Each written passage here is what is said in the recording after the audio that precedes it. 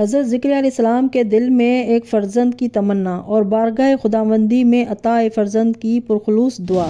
حضرت زکریا علیہ السلام نے جناب مریم علیہ السلام کی ولادت کے واقعات دیکھے اور خداوند عالم کی توجہ ان کی طرف دیکھی، پھر عبادت کے حالات پر نظر کی اور خاص طور پر یہ دیکھا کہ ان کے پاس جاڑے کے میوے گرمی میں، گرمی کے میوے جاڑے میں آ رہے ہیں، تو فوراً دل میں خیال آیا کہ میری کوئی اولاد نہیں ہے اور بیت المقدس کی آئندہ رکھوالی نگہداشت کا مسئلہ شدت اختیار کرتا جا رہا ہے۔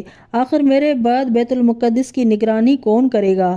یہ سب باتیں سامنے آ گئیں اور دفتن دل طلب فرزند کے لیے بے چین ہو گیا۔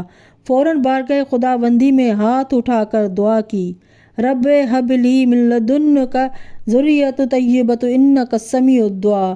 میرے پالنے والے، اگرچہ میں اذکار رفتہ ہو چکا ہوں اور میری بیوی بھی بوڑھی ہو چکی ہے، مگر تو بڑا قادر ہے۔ میرے مالک، اپنی بارگاہ سے مجھے پاکیزہ اولاد عطا فرما، بے شک تو ہی دعا سننے والا ہے۔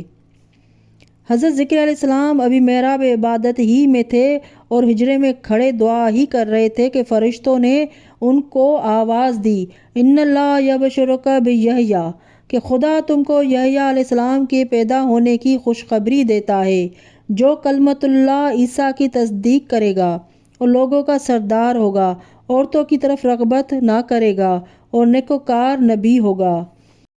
یہ سن کر خود تعجب سے کہنے لگے، ہائے میرے لڑکا کیوں کر ہو سکتا ہے؟ میں خود بالکل بوڑھا، میری بیوی بانجھ۔ مگر خدا نے تشفی دی اور اپنی یاد کی طرف متوجہ کرنے اور تسکین دینے کے واسطے 3 روزے متواتر رکھنے کا حکم دیا۔ قرآن مجید میں ہے کہ حضرت زکریا علیہ السلام بشارت فرزند پانے سے انتہائی مسرت کے عالم میں عرض پرواز ہوئے کہ مالک اس کی کوئی نشانی بتا دے۔ ارشاد ہوا کہ اس کی نشانی یہ ہے کہ جب انعقاد کا عہد آئے گا تو تم اچھے خاصے تندرست ہونے کے باوجود کسی سے کلام نہ کر سکو گے۔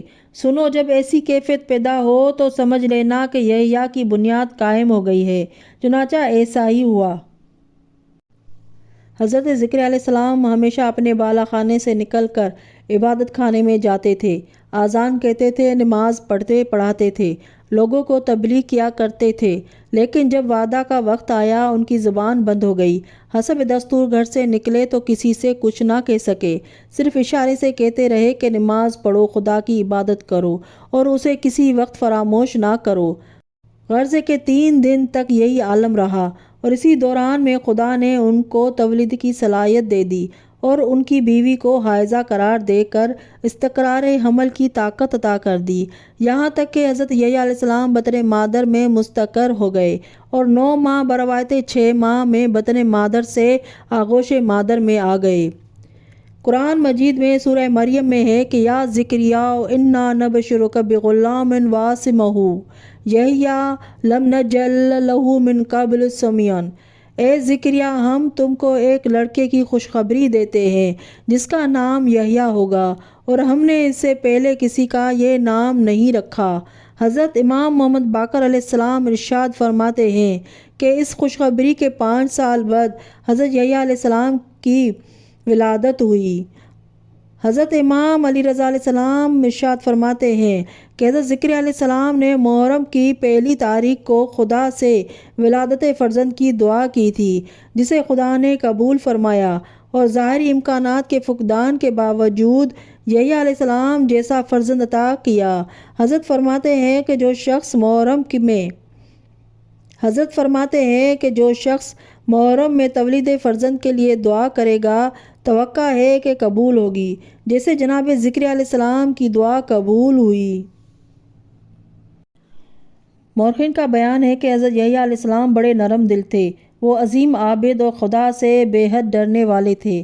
حضرت زکریا علیہ السلام ان کے سامنے عذاب الہی کا ذکر اپنی تقریروں میں نہیں کرتے تھے۔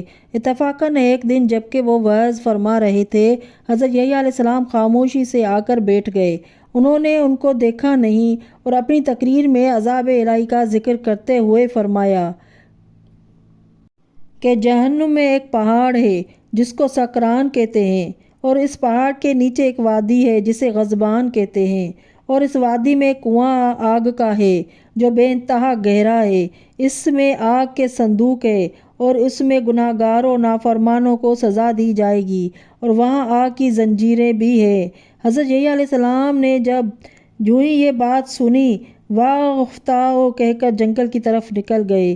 پھر ان کی ماں ان کو تلاش کرتی پھریں، بالآخر ایک قبہ میں روتے ہوئے فریاد کرتے ہوئے ملے، ان کو اپنے ہمراہ لائیں اور بہت سمجھایا بجھایا اور بیت المقدس کے علماء زودہ میں لے جا کر پہنچا دیا، پھر وہ وہیں عبادت کرتے رہے۔